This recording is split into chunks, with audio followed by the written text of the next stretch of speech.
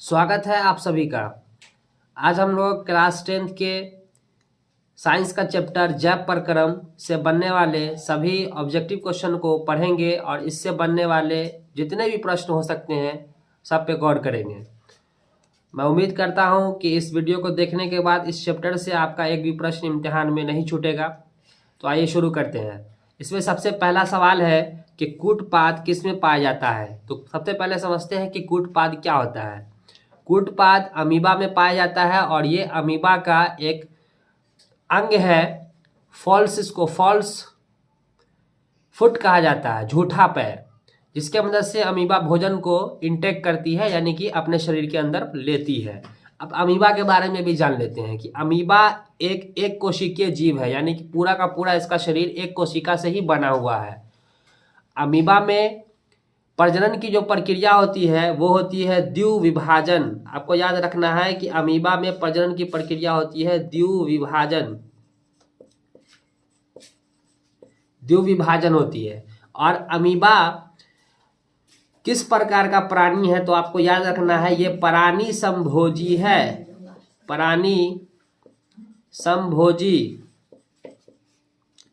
प्राणी समभोजी है, मतलब होलोजोइक न्यूट्रिशन करता है। मतलब कि पहले भोजन को लेगा शरीर के अंदर, फिर उसको पचाएगा, फिर उसका अवशोषण करेगा, फिर यूज करेगा, फिर उसको बाहर करेगा।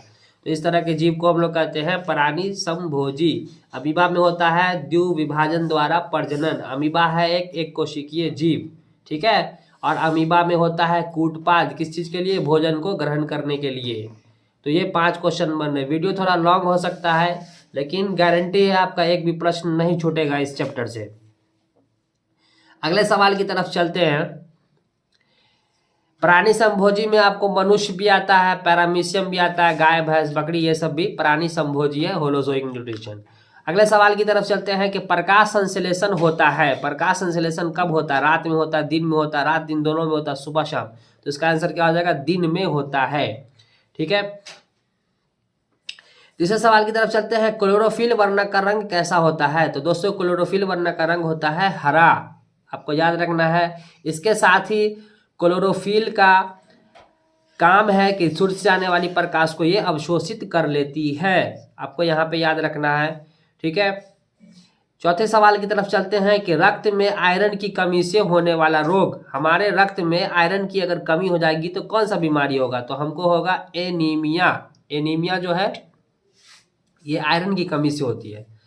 अगले सवाल की तरफ चलते हैं। क्वेश्चन नंबर 5 कि कवक में पोषण की कौन सी विधि होती है? तो कवक दोस्तों एक जीव है जिसमें मृतजीवी पोषण होता है। मतलब कवक सड़े हुए या मरे हुए पदार्थों से अपना भोजन प्राप्त कर लेता है। और कवक में जो प्रजनन की विधि है वो है मुकुलन, आपको याद रखना है, मुकुलन, ठीक है।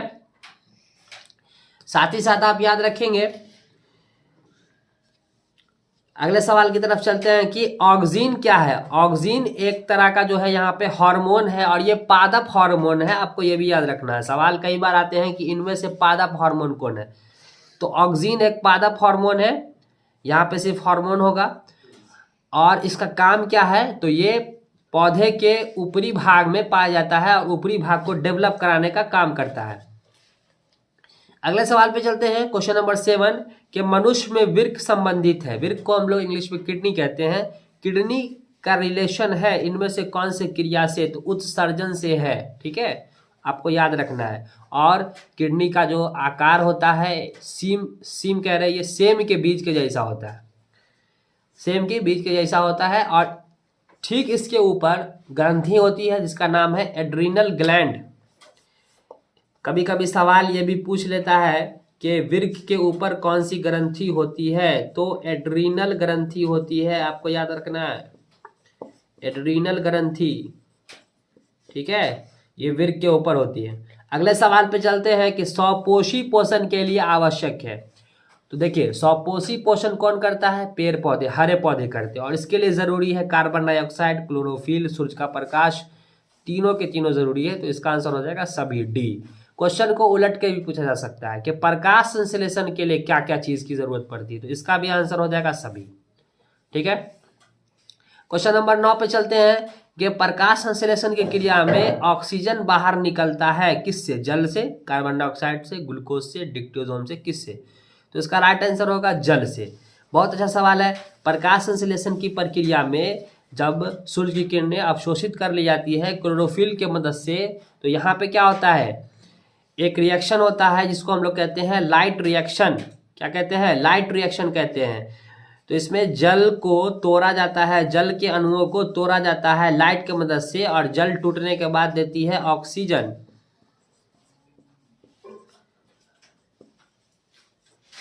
और साथ ही साथ ये हाइड्रोजन भी देती है। तो यहाँ पे जल के टूटने के कारण ही ऑक्सीजन का निर्माण होता है, और इसी ऑक्सीजन को वायुमंडल में रिलीज करा दिया जाता है थ्रू द स्ट्रोमेटा। ठीक है, तो ये बहुत अच्छा सवाल है कि प्रकाश संश्लेषण के दौरान ऑक्सीजन बनता है, किससे बनता है? तो जल से बनता है। और इस हाइड्रोजन का यूज क्या होगा? ये कार्बन डाइऑक्साइड के साथ मिलकर ग्लूकोज का निर्माण करती है। अगले सवाल पे चलते हैं। मैग्नीशियम पाया जाता है, तो मैग्नीशियम क्लोरोफिल में पाया जाता है। विश्राम की अवस्था में मनुष्य का हृदय 1 मिनट में कितनी बार धड़कता है? विश्राम का मतलब होता है रेस्ट या आराम करते समय, रिलैक्स टाइम में, तो 72 बार धड़कता है। 70 से 72 ऐसे एवरेज है, आपको 72 यहाँ पे करना है। ठीक, क्वेश्चन नंबर 12 पे देखते हैं। क्वेश्चन नंबर 12 पे देखते हैं कि पौधे में जाइलम द्वारा पदार्थों का स्थानांतरण होता है। जाइलम पेड़ पौधे में पाए जाने वाले उत्तक हैं जो जल का और खनिज लवण का संवहन कराते हैं, और इनका एक गुण है कि ये सिर्फ ऊपर की ओर ही क्या कराते हैं? संवहन कराते हैं। किसका? जल का। तो एक सवाल तो आपको ये बनता है कि जाइलम क्या करता है? तो जल का संवहन कराता है और सिर्फ ऊपर की ओर कराता है। यहीं पे एक क्वेश्चन और बनता है दोस्तों, फ्लोएम। फ्लोएम भी एक उत्तक है, और फ्लोएम क्या करता है? पत्ती में बने हुए भोजन को पूरे पेड़ में, पूरे पौधे में पहुंचाता है, और ये हर एक दिशा में काम करता है। जाइलम को और फ्लोएम को हम लोग एक साथ कहते हैं संवहन बंडल या संवहन उत्तक, क्योंकि ये दोनों ढोने का काम कर रहा है। तो क्वेश्चन अगर पूछ ले कि संवहन उत्तक है, पौधे के संवहन उत्तक है, तो कहेंगे जाइलम और फ्लोएम दोनों। ठीक है, अगले सवाल पे चलते हैं।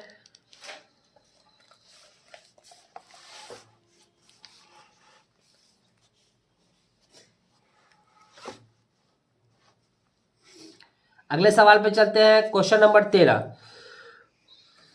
मनुष्य में प्रमुख उत्सर्जी अंग है, तो इसका आंसर क्या हो जाएगा? उत्सर्जी अंग कौन है? वृक्क है। क्वेश्चन नंबर 14 पे चलते हैं हम लोग कि अमीबा अपना भोजन किसके द्वारा पकड़ता है? देखिए यहाँ पे सवाल आ गया फिर से, कूटपाद। कूटपाद को हम लोग स्यूडोपोडिया कहते हैं। क्वेश्चन नंबर 15 पे चलते हैं हम लोग के निम्नलिखित में कौन मलेरिया परजीवी है? मलेरिया परजीवी, तो मलेरिया फैलाने वाला कौन है? प्लाज्मोडियम है। और यहीं पे एक सवाल बहुत इंपॉर्टेंट है, मलेरिया किस मच्छर के काटने से होता है? तो आपको याद रखना है मादा एनाफिलीज। मादा एनाफिलीज ये मच्छर जब काटेगी आपको तो आपको होगा मलेरिया। और ये जो प्लाज्मोडियम है ये इसी मच्छर के अंदर होता है। जब मच्छर आपको काटती है तो ये आपके बॉडी में उतर जाता है और आपके बॉडी में मलेरिया बीमारी फैला देता है। और ये गंदे पानी में होता है।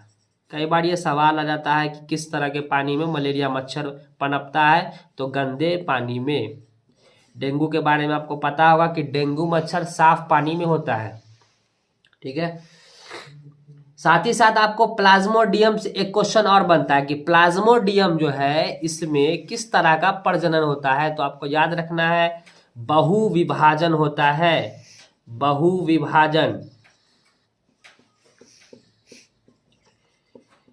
ये एक ही बार में अपनी संख्या को कई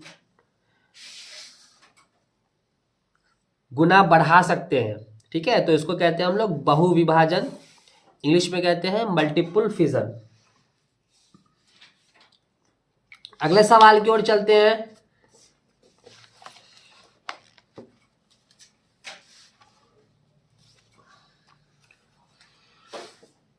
कार्बोहाइड्रेट, प्रोटीन, वसा के पूर्ण पाचन का स्थल निम्नलिखित में से कौन है? बहुत अच्छा सवाल है, मतलब सीधा सा क्वेश्चन पूछ रहा है।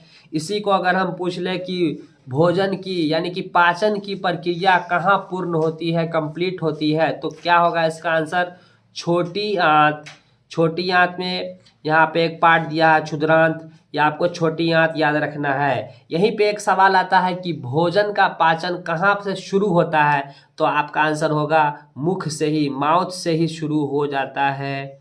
ठीक है, तो भोजन का पचना होता है शुरू मुख से और ख़त्म होता है कहाँ? छोटी आंत में। छोटी आंत से एक और सवाल आ सकता है कि आहार नाल का सबसे बड़ा भाग कौन है, तो क्या बोलेंगे? छोटी आंत है।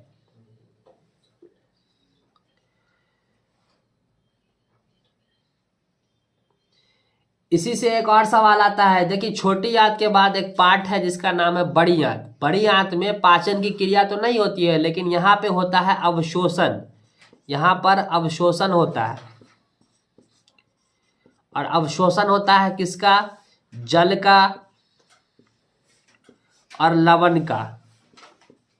जल का और लवण का अवशोषण होता है, तो आपको ये ध्यान रखना है। कभी कभी सवाल आ जाता है कि जल का और लवण का अवशोषण कहाँ होता है, तो बोलेंगे बड़ी आंत में होता है। ठीक है, और भोजन का अवशोषण कहाँ होता है, तो छोटी आंत में होता है। भोजन का पाचन पूरा कहाँ होता है, तो भी आंसर होगा छोटी आंत में होता है। और आहार नाल की सबसे बड़े भाग को क्या कहते हैं, तो छोटी आंत ही कहते हैं।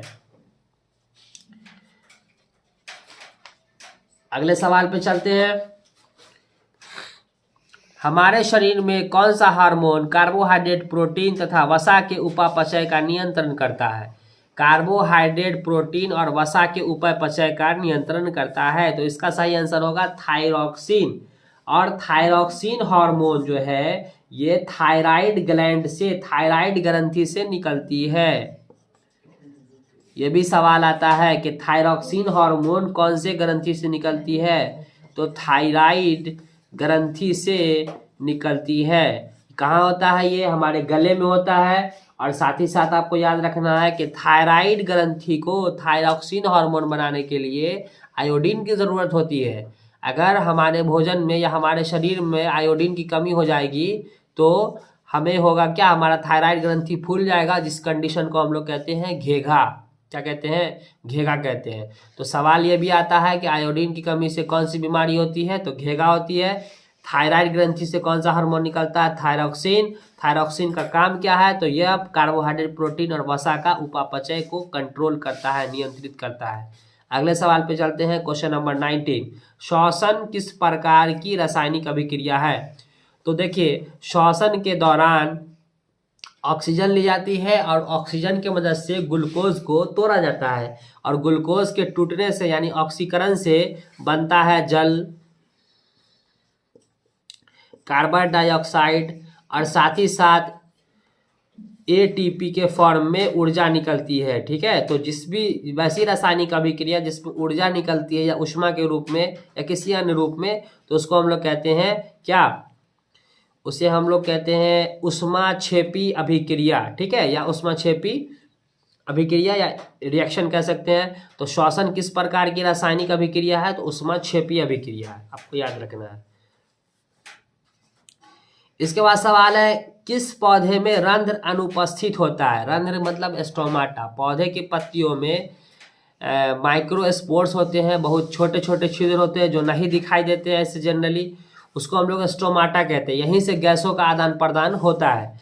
सवाल है कि स्टोमाटा किसमें नहीं होता है, तो इसका आंसर होगा बी, हाइड्रीला। हाइड्रीला एक पौधा है जिसमें स्टोमाटा नहीं होता है। क्वेश्चन नंबर 21 पे चलते हैं कि रक्त में ऑक्सीजन का वाहक होता है, यानी कि हमारे रक्त में ऐसा क्या है या कौन है जो ऑक्सीजन को ढोने का काम कर रहा है, तो इसका आंसर होगा हीमोग्लोबिन।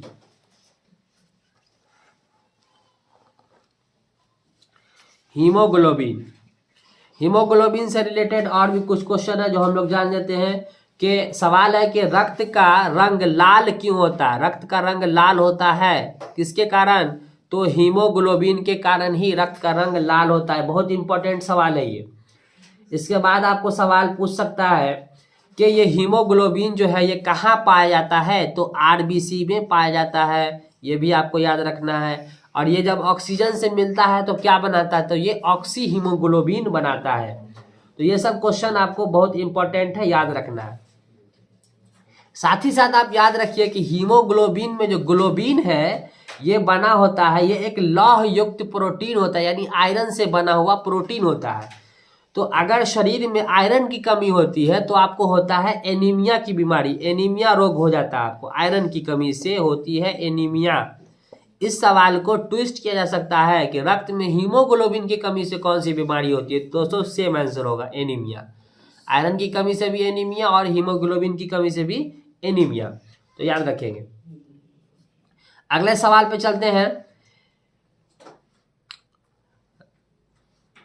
जीवन की एक महत्वपूर्ण विशेषता है, तो इसका आंसर हो जाएगा वृद्धि। मानव गुर्दे का आकार देखिए आगे यहाँ पे सेम के बीज के आकार के जैसा ग्लाइकोलाइसिस होता है। ग्लाइकोलाइसिस क्या होता है इसको समझ लेते हैं। हमारे कोशिका में कोशिका द्रव है और इसमें क्या होता है, ग्लूकोज के विखंडन से बनता है पायरुविक अम्ल, 2 अणु पायरुविक अम्ल का बनता है। इसी प्रक्रिया को हम लोग कहते हैं ग्लाइकोलाइसिस।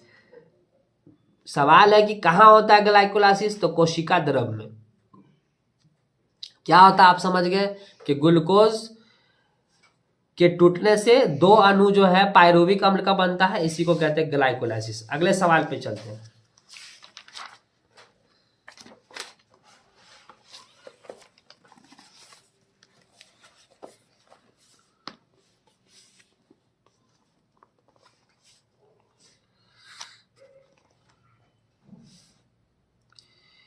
क्वेश्चन नंबर 25 देख लेते हैं कि लैक्टेज सामान्यता कहां पाया जाता है।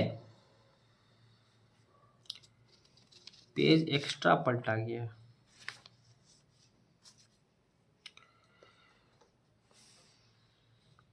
लैक्टेज सामान्यता कहां पाया जाता है, तो पीपल में, पीला कनेर में, बरगद में, इनमें से सभी। तो इसका आंसर हो जाएगा इनमें से सभी। मानव हृदय में पाए जाते हैं। इंसान का जो दिल है इसमें पाए जाते हैं कितने चेम्बर, वेशम को हम लोग चेम्बर कहते हैं या कोस्ट कहते हैं।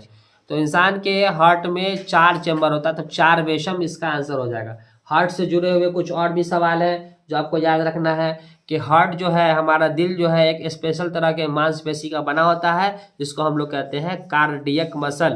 क्या कहते हैं, कार्डियक मसल। देखिए यहीं से वर्ड आया कार्डिया, जैसे कि हार्ट के डॉक्टर को हम लोग कहते हैं कार्डियोलॉजिस्ट। ठीक है, तो हार्ट जो है ये कार्डिया मसल का बना होता है और ये कंटिन्यू जीवन भर काम करती रहती है। हार्ट में 4 चेम्बर होते हैं, 2 ऊपर और 2 नीचे। ऊपर वाले चेम्बर को और नीचे वाले चेम्बर का अलग अलग नाम है। एक को हम लोग अलिंद कहते हैं और एक को हम लोग निलय कहते हैं। 2 का अलग अलग नाम है। इसके बाद सवाल देख लेते हैं कि मानव मूत्र में यूरिया की प्रतिशत मात्रा। यूरिया, मानव मूत्र में जो यूरिया होती है वो 2.5% होती है। यहाँ पे 2% ऑप्शन है तो आपको यही लगाना है 2%। साथ ही साथ सवाल को पूछा जाता है कि मानव मूत्र में जल की कितनी प्रतिशत होती है, तो आपको याद रखना है जल 95% होता है मूत्र के अंदर। अगले सवाल पे चलते हैं हम लोग कि मस्तिष्क में विभिन्न सूचनाएं किस रूप में संचित होती है, तो आपको याद रखना है आवेग के रूप में संचित होती है। अगले सवाल पे चलते हैं कि इनमें से किसकी उपस्थिति के कारण रक्त का रंग लाल दिखाई देता है। देखिए अभी पीछे हम बताए हीमोग्लोबिन के कारण रक्त का रंग लाल होता है। क्वेश्चन नंबर 30 पे चलते हैं कि वसा का पाचन होता है, तो वसा को पचाने के लिए जो एंजाइम है जिसका नाम है लाइपेज। ठीक है, तो लाइपेज आप याद रखेंगे, इसका एक शॉर्टकट ट्रिक है ATL, एमाइलेज, ट्रिप्सन और लाइपेज। ठीक है, तो इसमें जो लाइपेज है ये किस चीज का पाचन करता है, तो ये वसा का पाचन करता है। अगले सवाल पे चलते हैं कि वाष्पोत्सर्जन कैसी प्रतिक्रिया है, तो वाष्पोत्सर्जन जो है ट्रांसपीरेशन जिसको कहते हैं, ये क्या होता है पहले समझ लेते हैं। पेड़ पौधे कंटिन्यू जाइलम उत्तक के मदद से पानी को पत्ती तक पहुंचाते रहते हैं। पत्ती में जब पानी की मात्रा बढ़ जाती है तो ये स्टोमाटा के खुलने से पानी भाप बन के उड़ता है। इसी को हम लोग कहते हैं वाष्पोत्सर्जन यानी कि ट्रांसपीरेशन। अगले सवाल पे चलते हैं कि पौधे में प्रकाश संश्लेषण का स्थान है। पौधे में प्रकाश संश्लेषण का स्थान हो जाएगा क्लोरोप्लास्ट। क्वेश्चन नंबर 33 पे चलते हैं कि परिशेषिका हिस्सा है, कि किसका हिस्सा है, तो ये आहार नाल का ही एक हिस्सा है। 34 पे देखिए कि किण्वन क्रिया पाई जाती है। किण्वन, किण्वन जो है बच्चों यीस्ट में पाई जाती है। यीस्ट एक तरह का जीव है जो बिना श्वसन के ही बिना ऑक्सीजन के ही श्वसन कर लेता है।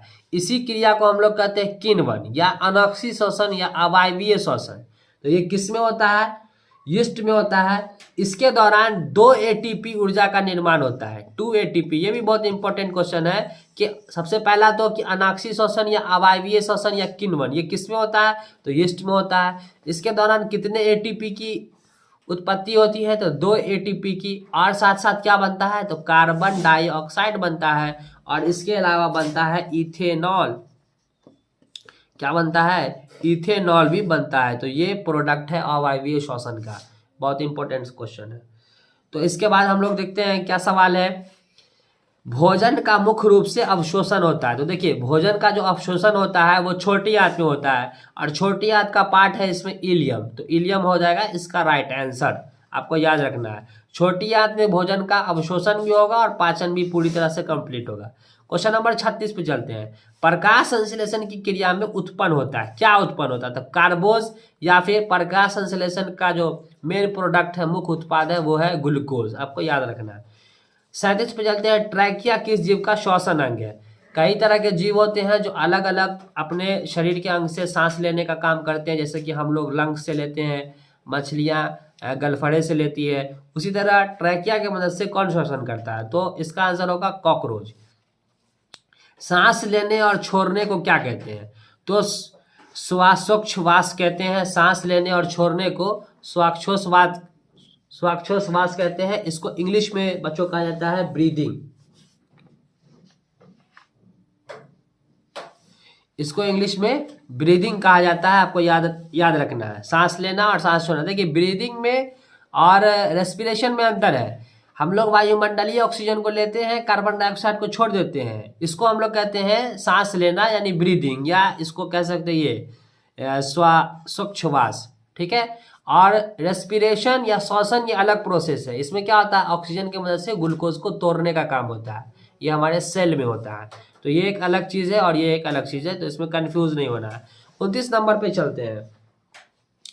पित्तरस कहाँ से स्रावित होता है। पित्तरस को हम लोग कहते हैं बाइल जूस, और बाइल जूस जो है ये यकृत यानी कि लीवर से सीक्रेट होता है। यकृत से बहुत सारे सवाल आते हैं। यकृत जो है मानव शरीर की सबसे बड़ी ग्रंथि है, आपको याद रखना है। मानव शरीर की सबसे बड़ी ग्रंथि कौन है, तो यकृत है। और यकृत से जो जूस निकलता है उसको ही हम लोग कहते हैं पित्तरस यानी कि बाइल। और बाइल जूस जो होता है ये होता है क्षारीय। बाइल जूस कैसा होता है, क्षारीय होता है, यानी बेसिक कैरेक्टर का, बेसिक नेचर का होता है, जिसका पीएच वैल्यू 8.2 के आसपास का होता है, ठीक है। तो यहाँ पे आपको याद रखना है ये। और इसका काम क्या है, तो हमारे भोजन में जो ग्लूकोज मौजूद होते हैं, ग्लूकोज के बड़े बड़े अणु हैं, उसको छोटे छोटे अणुओं में तोड़ने का काम होता है। तो ये भी इंपॉर्टेंट सवाल है। अगले सवाल पे जाते हैं कि गार्ड कोशिका की कौन सी भित्ति मोटी होती है। गार्ड कोशिका की कौन सी भित्ति मोटी होती है, तो देखिए भीतरी भित्ति। गार्ड कोशिका होता क्या, ये भी सवाल पूछ लिया जाता है। तो पेड़ पौधे की जो पत्ती होती है, पत्ती में स्टोमाटा के पास एक खास तरह के कोशिका होते हैं जिसका नाम है गार्ड सेल या रक्षी कोशिका, इसी को हिंदी में कहते हैं रक्षी कोशिका। ये भी सवाल पूछा हुआ है कि रक्षी कोशिका कहाँ होती है, तो पत्तियों में होती है। इसका काम है स्टोमाटा को खोलना और बंद करना, नियंत्रित करना, ठीक है। इसके बाद सवाल देख लेते हैं कि एक स्वच्छ मनुष्य में प्रकुंचक एवं अनुशीतलन दाब होता है। अब ये क्या होता है, तो देखिए हमारा दिल कंटिन्यू धड़कता रहता है, तो इसमें 2 तरह का, एक को हम लोग कहते हैं प्रकुंचक, इसको इंग्लिश में कहा जाता है सिस्टोलिक। तो सिस्टोलिक प्रेशर जो होता है, हमारा दिल 2 बार कंटिन्यू मतलब कि झटका देता है, समझिए झटका देता है, तो इसका जो प्रेशर होता है कितना होता है, सिस्टोलिक प्रेशर 120 होता है। और इसके बाद होता है एक डायस्टोलिक प्रेशर।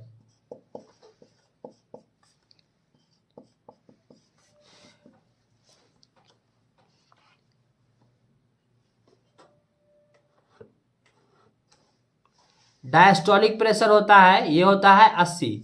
इस तरह से आपको याद रखना है कि ये दोनों का जो रेशियो है इसको हम लोग लेते हैं 120/80। 120/80 ये आपको ध्यान में रखना है, ठीक है। इसको बीपी भी कहते हैं या ब्लड प्रेशर कहते हैं। तो कितना होता है 120/80 mm होता है, आपको ये ध्यान में रखना है। इसके बाद सवाल है कि तंत्रिका तंतु की उत्पत्ति किस प्राथमिक ऊतक द्वारा होती है। ये थोड़ा हाई लेवल का क्वेश्चन है, तो इसका आंसर होगा इंडोडर्म, ठीक है। तो इसी के साथ ये वीडियो हम यहीं पे समाप्त करते हैं। इसका दूसरा पार्ट भी मैं जल्द लेकर के आऊँगा। अगर आपको मेरा वीडियो अच्छा लगा हो तो प्लीज़ लाइक करें वीडियो को, चैनल को सब्सक्राइब करें और इसी तरह से मेरा चैनल देखते रहें। बहुत बहुत शुक्रिया।